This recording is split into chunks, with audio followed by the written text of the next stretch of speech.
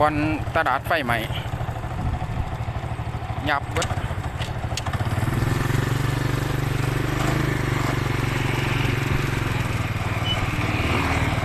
ไม่ไรไม่ดี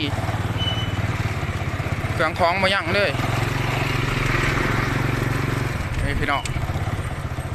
อันตราย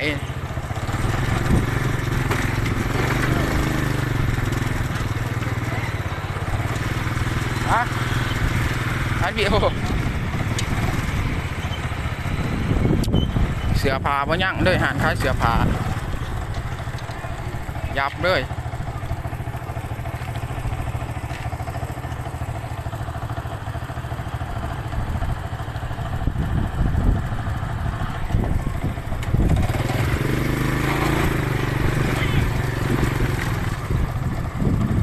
ไม่คือนี่เวลาบ่ายโมงหา2 โมง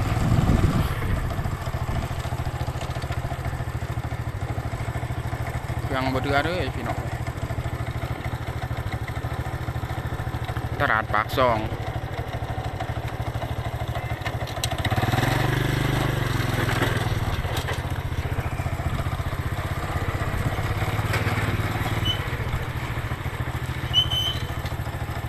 เสือผาที่เสียดายใหม่เบิดเป็นแถวเลย